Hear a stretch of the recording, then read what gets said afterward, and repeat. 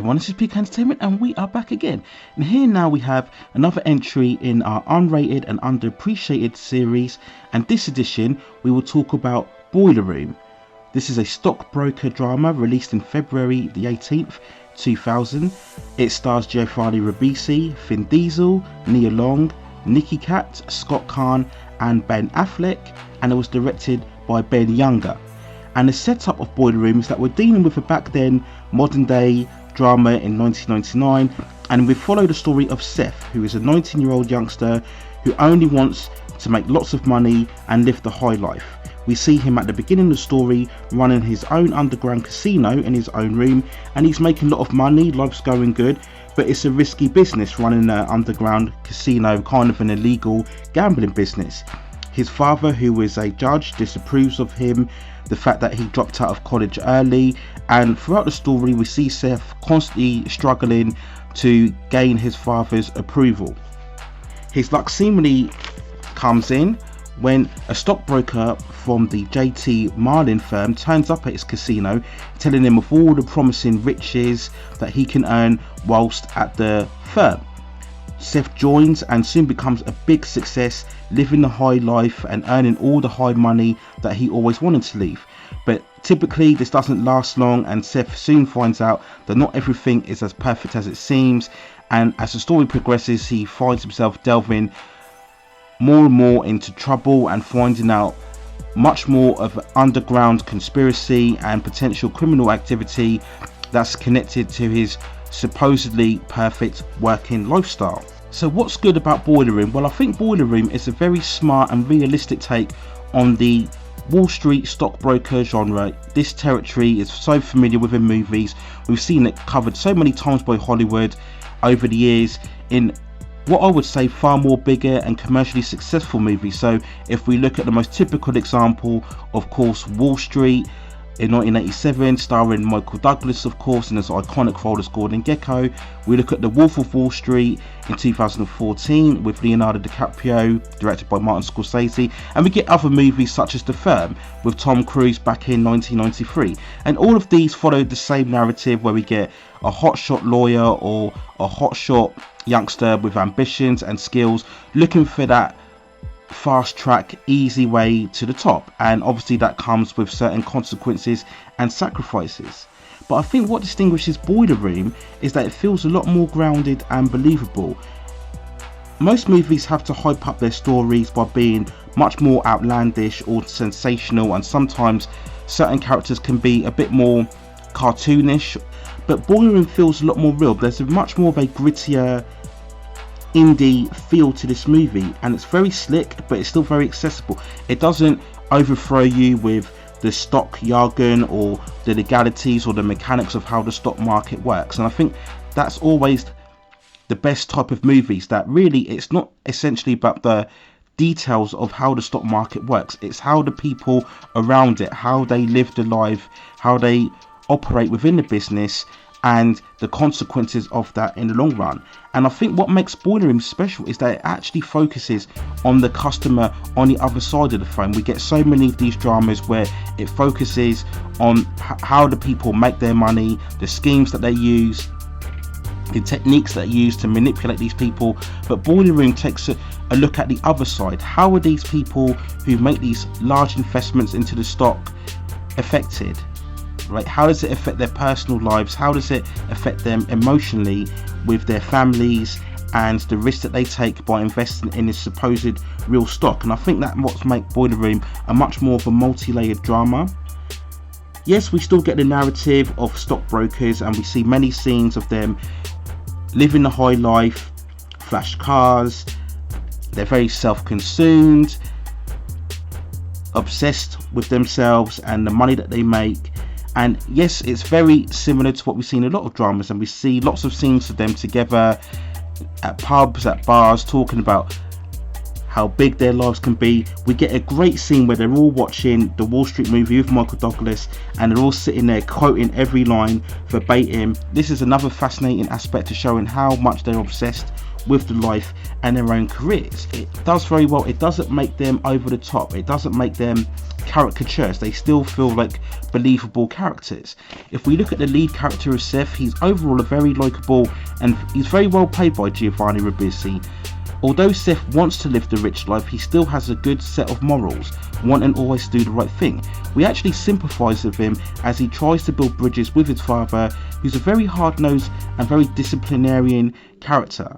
As a judge, you suppose that's how he would be, but he's constantly failing to acknowledge Seth's attempts to build bridges with him, Seth's attempts to build a life for himself. And we see later on that he himself gets caught up in the whole conspiracy behind the stock firm as well. But I think it's good that you have a lead character who doesn't feel as cliched. Normally in this type of drama, the lead character is selfish, money grabbing, opportunist, so you have a very cynical feel towards that character. You don't sympathise with them as much, but Seth is still a very good-natured character who does always believe in doing the right thing, what's right and what's wrong, and we see that very much in the third act.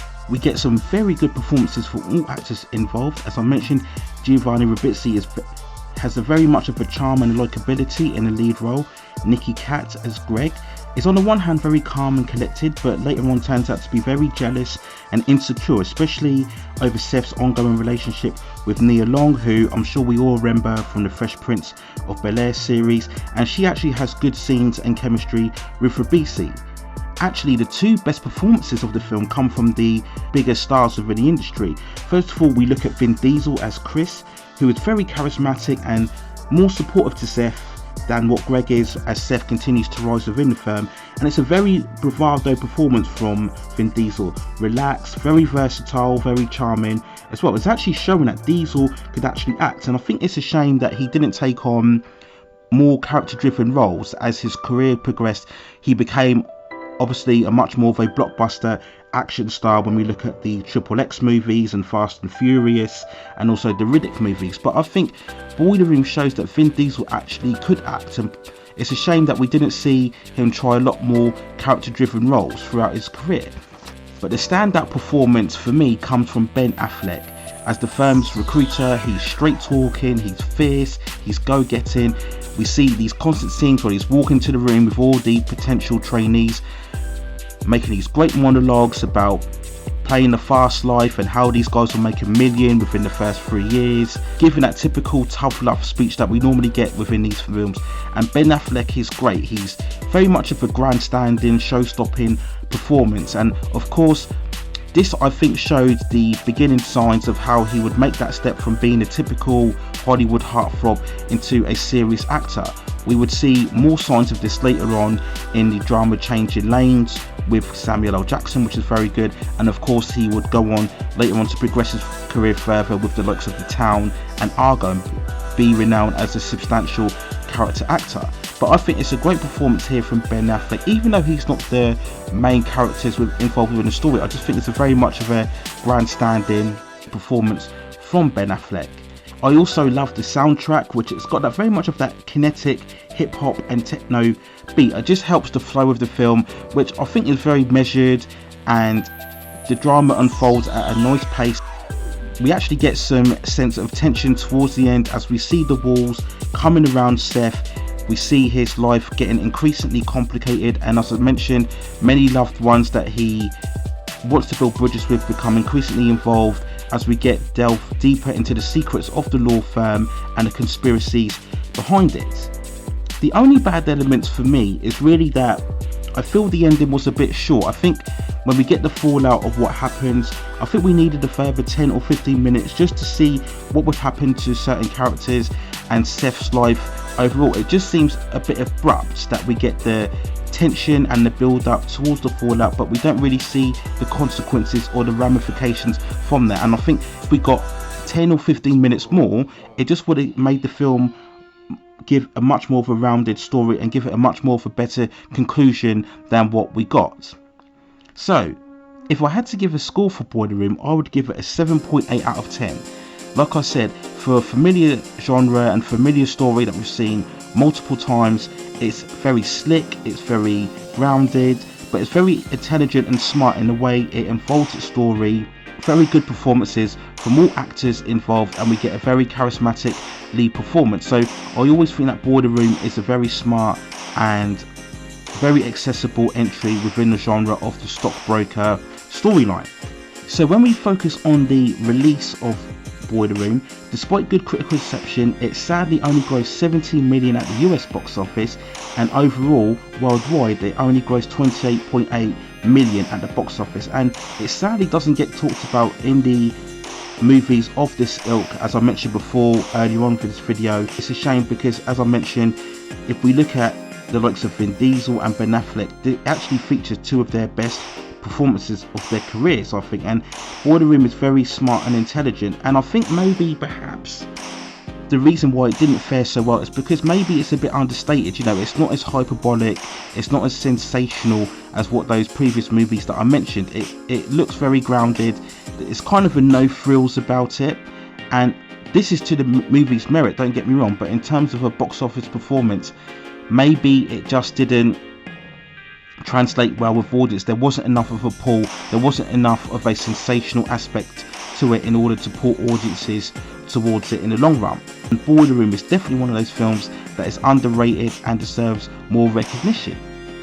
But let me know what you think in the comments below. Did you like Boiler Room? Did you think it deserved more recognition, or did you think that maybe it lacked a bit of intensity, maybe it needed a much more expansive story? Did you feel maybe it was too small, intimate drama, and maybe they needed a much more hyperbolic element to make it a much more of a compelling drama? Or did you like the fact that it had a much more of a smaller, grittier feel to it that made it much more realistic and much more believable? So let me know what you think in the comments below. But those are my overall thoughts on Boiler Room, a very smart and intelligent drama that definitely is underrated and underappreciated.